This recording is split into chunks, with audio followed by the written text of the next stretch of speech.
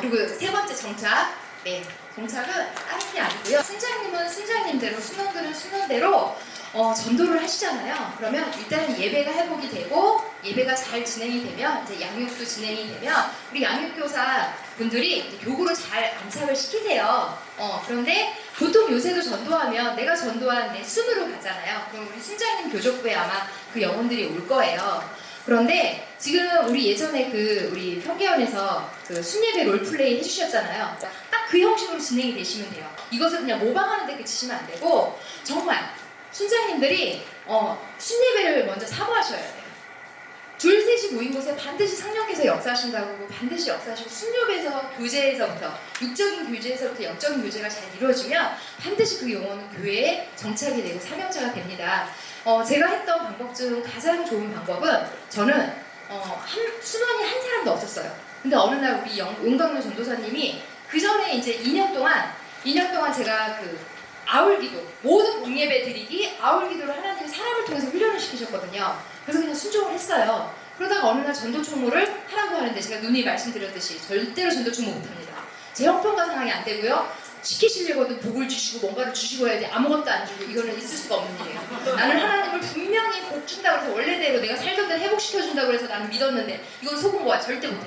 그리고 이제 버티기로 했어요. 그럼 하나님이 정말 강력하게 감사하죠. 강력하게 그거에 순종할 수밖에 없는 상황을 만들어줘서 죄송합니다. 제가 그때 이런 표현을 했어요. 들어서 나온다.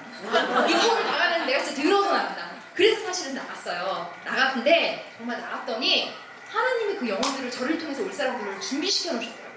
그래서 그때 회개했어요. 하나님이 전도하는 게 맞는데 들었는데 내가 경험하지 못했더니 내 생각으로 했구나.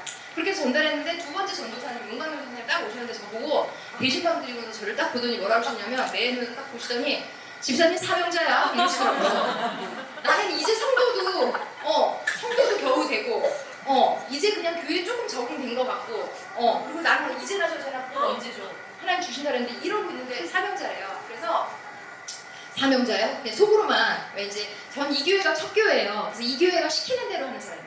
뭐를 미리 성그림이 없어서 비교도 안 되고요. 내 생각을 할 수도 없어요. 일단 은혜를 받았으니 시키는 대로 해야 되고 제가 하나님께 이 교회에서 처음 했던 기도의 고백이 만나만 주시면 묻지도 않고 따지도 않고 가겠습니다 고백했거든요. 그래서 제 성향이 그럼 그렇게 가야 돼요. 말을 했기 때문에 내 입으로 하나님한테 뱉었기 때문에 그렇게 가야 돼요. 그렇게 해서 가던 중에 두 번째 용광로 전사님 사명자로 하면서 뭐라고 하시냐면 그 전까지만 해도 이렇게 전도가 되면 그 순장을 세우기 위해서 순원을 붙여줘요. 그렇게 해서 한 수를 만들어서 순장을 세워주시는데 이분은 저한테 뭐라고 그러냐면 내가 집사님 순장 세울 거야. 근데 순원이 없어. 집사님 순원 전도해갖고 와. 그러면 내가 순장 시켜줄게. 아니 이게 무슨 말이에요? 내가 순장을 하겠다고 했어요?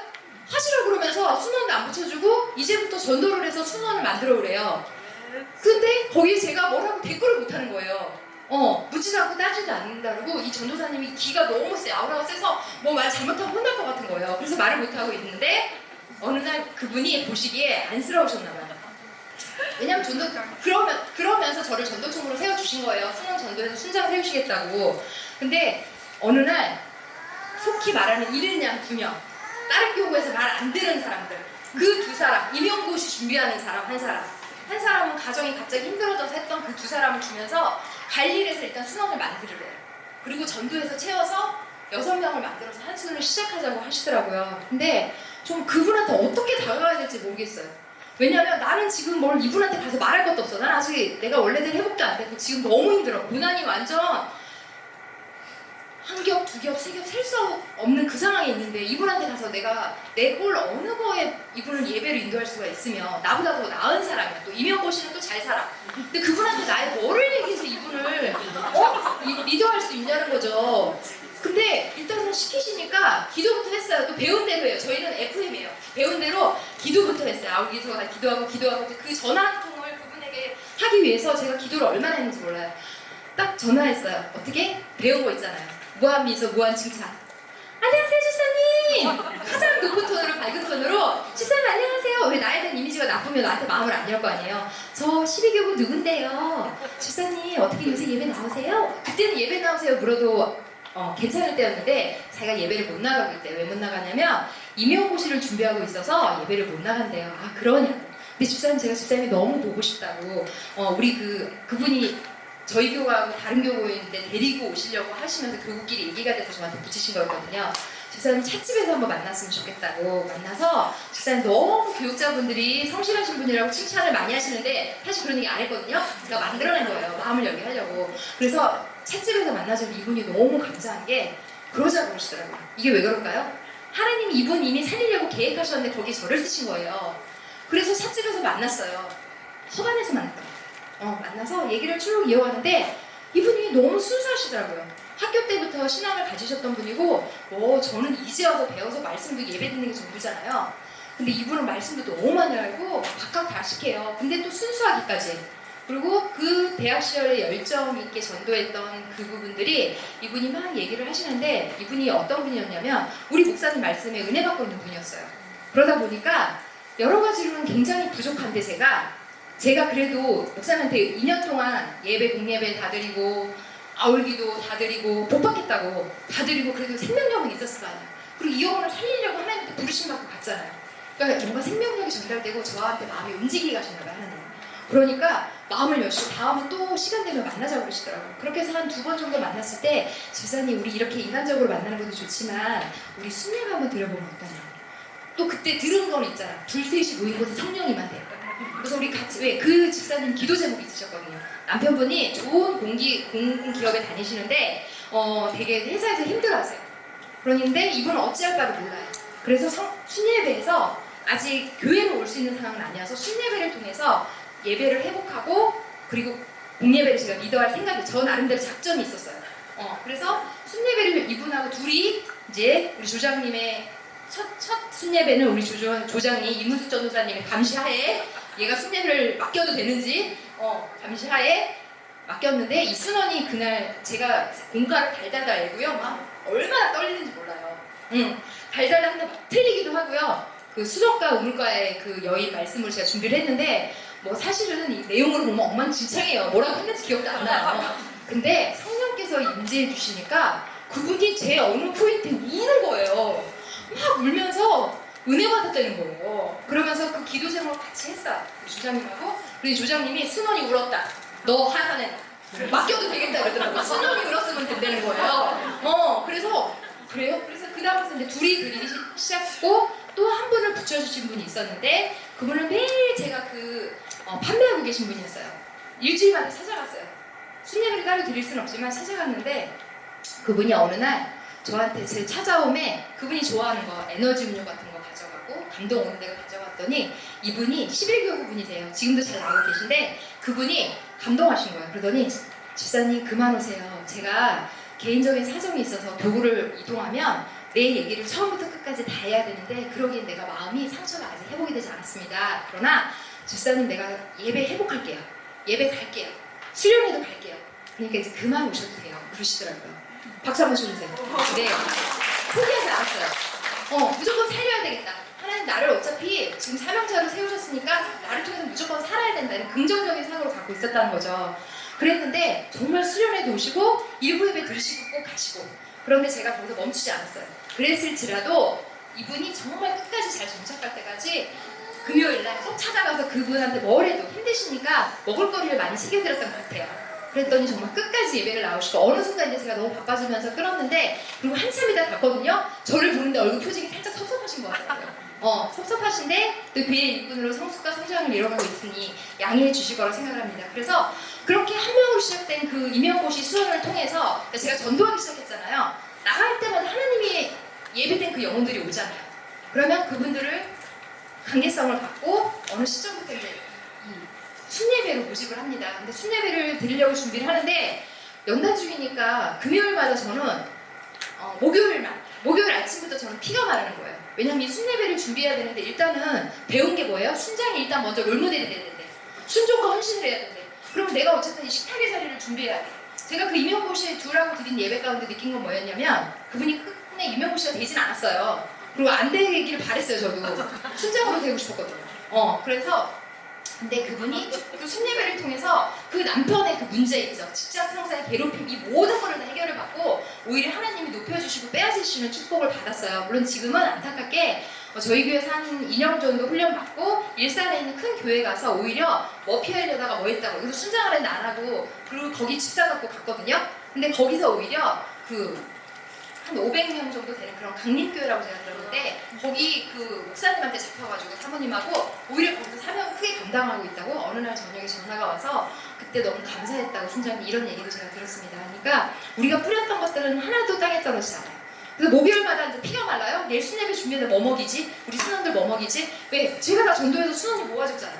정말 그래서 순장이 됐어요. 근데 뭘 먹이고 왜냐면 영적인 교제도 하지만 식탁의 자리를 통해서 섬겨야 되거든요. 근데 나는 지금 연단 중인데 이분들한테 말할 수가 없어. 덕이 안 되잖아. 그러니까 기도해요. 간절히. 그러면 생각지도 못한 돈이 들어와요. 그러면 아낌없이 그걸로 때로는 그 형편에 맞게 김밥하고 오뎅국을 끓여서 대접하기도 하고 때로는 김치볶음밥을 해서 준비를 하기도 하고 그리고 때로는 떡볶이를 해서 준비하기도 하고 근데 제가 약간 손맛이 있어요. 우리 간사님 중에 아는 분이 제가 간을 잘 맞춰요. 그래서 제가 뭘 해주면 순원들이 다 맛있대요. 그걸 먹으면서 이 사람들이 그 교제와 함께 예배가 한 번 예배에서 두 번 예배를 들고 두 번 예배에서 세 번 예배를 들고 그러다 보니까 어느새 우리 12교구의 일꾼들로 지금은 세워져 있습니다. 정말 그분들이 없어서는 안 될 일꾼들로 세워져 있죠. 이것처럼 내 형편과 상황이 이러니까 하나님 안 돼요가 아니라 내 형편은 이렇지만 기쁨으로 구하시고 구했는데도 안 되면 있는 것 상에서 때로는 없으면 빌리시면 되잖아요. 하나님 때문에 빌렸는데 하나님이 책임져 주시죠. 근데 정말 다 책임져 주셨던 것 같아요. 그리고 이것은 상대적인 것이 아니라 절대적인 거죠. 아까 우리 강경 강사가 얘기했던 나는 두 랩밖에 충성할 수가 없어. 근데 저의 순종은 그랬던 것 같아요. 저는 항상 두 랩돈밖에 없었어요. 근데 그 두 랩돈을 주셨을 때 이것이 내 것인지 하나님의 것인지는 기도하는 건 배웠어요. 우리 교회 목사님과 우리 정금성 목사님한테. 그래서 그 드랩돈이 전부여도 그게 하나님 것이라면 하나님 앞에 아낌없이 드렸던 것 같아요. 근데 그것도 제가 한 것이 아니라 하나님 은혜 주셔서 그렇게 할 수 있었겠죠. 그리고 그 부족하고 연약한 간증을 또 오늘 이 자리에서 쓰게 하신 거라고 저는 믿습니다. 그래서 그 순예배지를 가지고 열심히 원전은 하나님 편에 새벽에 예배를 드리시고 오늘 이 모인 순예배 이 주일 말씀을 포인트를 뭘 잡을지 각 순간이 다 다르잖아요. 갖고 있는 문제들이 다르잖아요. 기도하면 그 순예배를 리더할 때 그들의 마음을 만질 수 있는 감동을 주셔서 겉면도하게 하시고 나를 통해서 하나님이 일을 하신다는 거죠. 그래서 여기 모이신 우리 순장님들이 그리고 우리 순원분들이 전도하셔서 꼭 순예배 자리로 리더해 주세요. 이렇게 해서 예배가 이제 확장이 되죠. 확장이 되면 자, 내 순원 내가 전도했어. 내 순원에 있어. 우리 순장님한테 접붙였어. 여기서 끝나시면 안 되고 순원들은 순장님들에게 그리고 순장님은 이거 제일 중요한 거예요. 교육자분들이 여러 가지 각 교구대가 얼마나 많습니까? 많은데 내가 미처 교육자분들 직접적으로 신경 써주실 때도 있지만 내가 순원 전도자로서 순장으로서 이 순원을 관리를 하는데 분명히 한 주간에 관리한 내용들이 있을 거예요. 물론 이미 공통적으로 알고 있는 내용은 같이 기도하기 때문에 스킵이 되지만 새로운 것들이 발견이 됐다. 그럼 나 혼자 갖고 계시면 안 돼요. 절대 카톡 전도사님을 만났을 때 얘기해야 돼요. 아니면 전사님한테 카톡으로 딱 정리를 하셔가지고 어떤 수는 지금 뭐뭐 기도 제목이 있어서 전사 기도해 주세요. 뭐뭐뭐. 그래서 예를 들어서 그분들의 어떤 사적인 일들이 있어서 챙겨야 될 때가 있잖아요. 교회적으로 그런 거 전사님한테 계속 피드백을 주시는 거예요. 저는 그래서 교구에서 사역할 때 우리 전도사님들하고 그 전도사님 누구였던 제가 되고 있지 않아요. 제가 데리고 있는 건 딱 거기까지예요. 나머지는 전도자가 뭐예요? 그 영혼을 교회에 브릿지하는 게 전도자잖아요. 그럼 교회에 와서 또 관리할 때도 내가 브릿지가 되어서 교육자분들한테 내가 관리하고 있는 이 순원들에 대한 끊임없이 피드백을 주셔서 교육자분들이 우리 교회 담임 목사님한테 연결할 수 있는 그 역할까지 해주시는 게 진짜 품격 있는 전도자고 사명자입니다. 네, 그래서 꼭 그렇게 해주시면 어떤 분들은 이 성도 너무 근접해서 가시면 관리 안 돼요. 관리 안 되고 부담스러워해요. 이거 내 생각이에요. 아니 하나님의 영이 못하실 게 뭐가 있어요. 내가 알고 있는 정보를 온전히 교구의 그 영혼을 관리하시는 사주팀이든 교구 총무든 교육자분들이든 소통을 충분히 하셔서 그 영혼이 교회에 더 많은 손길로 기도로 잘 자랄 수 있도록 해주셔야 됩니다. 그래서 이번 우리가 정말 한 영혼을 지금 전도하기가 얼마나 지금 힘이 듭니까 지금 이 상황에. 그래서 후반기에 시기적으로는 너무 짧지만 저희가 이렇게 전 교인이 한 영혼씩 작정을 하시고 오늘 여기 오신 분들이 이 교육을 받고 내가 한 명원이라도 작정을 하고 그리고 그 전에 5명 이상 전도했다. 그럼 10명을 작정하고 하나님을 구하신 분 가세요. 그래서 그 영혼을 그냥 스쳐 지나가는 영혼으로 만들지 마시고 우리 어저께 노현 초청민 씨처럼 김치라도 만들어서 그 정성을 반찬 너무 좋아하세요. 그래서 저는 항상 순예배 못 오는 분들은 금요 저녁 늦음하게 왜냐면 순예배 드리죠? 또 우리 저 극성맞은 이선이가 저 불러내요. 전도하자고. 그럼 또 전도해야죠? 그러면 이 순원들 직장을 다니거나 챙기지 못하고 순예배 못 온 순원들은 예배 못 올 수 있거든요. 그럼 밤중에 가서 제 나름대로 미리 다 계획을 해놔요. 뭐를 줄까? 그럼 있어요. 반드시 하나 주세요. 그걸 문고리에다 다 걸어놓고 전화하거나 통화 안 된 분들 문자로 다 남겨놓으면 그분 중에 모든 분들이 그러진 않지만 그 다음 주일날 예배에 다 오십니다. 그리고 순원들을 교육시킬 때 이걸 시켜주셔야 돼요. 주일 예배 오시면 교구대 가셔서 우리 목사님 전도사님 인사하고 가세요. 그렇게 눈도장 찍으셔야 우리 목사님 전도사님 한 번이라도 기도해 주시고요. 우리가 축복받는 길이에요. 제대로 가르쳐주세요. 그리고 전도사님이 안 보고 싶다고 했어도 아우 우리 전도사님이 집사님 너무 예쁘게 봤더라. 보고 싶대. 이런 건 거짓말이 아니에요. 진실이죠. 사실을 말하는 것이 아니라 그런 생명의 진실로 하셔서 교구 교육자분들이 밀착해서 할 수 있도록 우리가 좀 극성맞게 교구 교육자분들이 하실 수 있도록 해야 돼요. 카톡으로도 뭐든. 그래서 요거까지 꼭 해주시고요. 그래서 후반기는 짧지만 우리가 집어등을 밝히는 하나님 편의 이 은혜를 구하고 이미 우리 해품단의 은혜 받았잖아요. 수련회 받은 은혜가 선순환이 돼야 이것이 반드시 남습니다. 그래서 이 은혜를 가지고 후반기 저희가 같이 와 하고 원팀으로 달려가면 하나님이 그 숫자든 무엇이든 기뻐하시는 대로 저희는 채워줄 거라고 믿습니다. 미리 포기하지 마시고요. 미리 지금 우리 얼마만큼밖에 안 돼서 포기하지 마시고요. 하나님이 하시면 됩니다. 그리고 그리하지 아니하실 때는 또 그 이유가 있잖아요. 그래서 잘 될 때만 하나님을 찬양하는 우리가 아니라 모든 것이 하나님의 절대 주권에 있는 그 사명자, 전도자들로 모든 것이 하나님이 허락하셨다. 생명나무 잡으시는 우리 목사님을 조금이라도 닮아가는 그런 우리 전도자분들 되셨으면 좋겠습니다.